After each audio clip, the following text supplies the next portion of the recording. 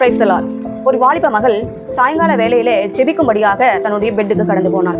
அப்போ அவள் முழங்கால் படியிட்டு ஜெபிக்கும் பொழுது அங்க யாரோ அவளுடைய கட்டிலில் உட்கார்ந்து இருப்பது போல ஒரு உணர்வு அவளுக்கு தோன்றிற்று. இந்த நடு மத்தியத்துல வந்து முட்டி போட்டு ஜெபிக்கிற இடத்துல யாரோ உட்கார்ந்து இருப்பது போல ஒரு பிரம்மை.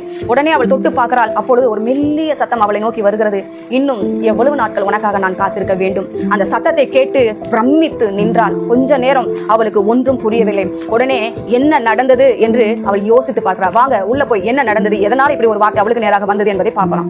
இந்த மகள் ஒரு நாள் சாயங்கால வேளையில அவள் ஜெபிக்க வேண்டும் என்று போய் முழங்கால் படியிடும் பொழுது அவங்களுடைய நண்பர்கள் வந்து கதவை தட்டுகிறார்கள். கதவை தட்டும் பொழுது அவங்க அம்மா வந்து உன்னை பார்க்கறதுக்கு நண்பர்கள் எல்லாம் வந்திருக்காங்க, எழுந்து சீக்கிரமா வெளியே வா என்று சொல்லும் பொழுது இவங்க ஏசப்பா கிட்ட சொன்னாங்களா, ஏசப்பா ஒரே ஒரு நிமிஷம் இருங்க, அதை இப்பவே திரும்பி வந்துடுறேன்னு சொல்லிட்டு போனாங்களாம். போன பொழுது அவங்க நண்பர்கள் எல்லாரும் இவள் இடத்துல பேசி, நீ எவ்வளவு நாளைக்கு தான் இப்படி இருப்ப பாரு, நானும் உங்களை மாதிரி வாலிப பிள்ளைங்க தானே, நாங்கதான் நம்மளுடைய கூட படிக்கிற ஃப்ரெண்டுக்கு பர்த்டே, அதனால நாங்க எல்லாரும் போய் செலிப்ரேட் பண்ண போறோம், நீயும் வா என்று கூப்பிட்டார்கள். இந்த பெண் போகவில்லை.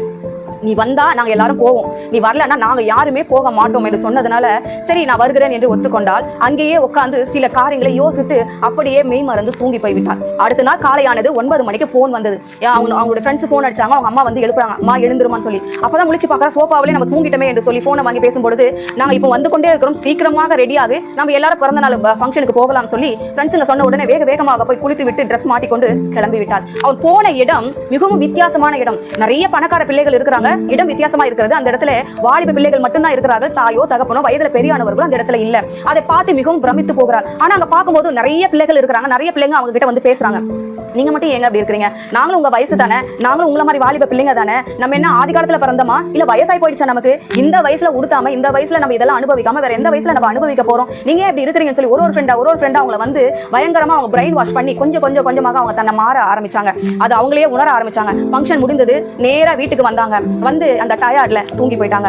அதுக்கப்புறம் கொஞ்சமாக அவங்களோட நடை மாறினது, அவங்களோட உடை மாறினது, அவங்களோட பேச்சு மாறினது. கொஞ்சமாக தேவ சமூகத்தை விட்டு விலக ஆரம்பித்தாங்க.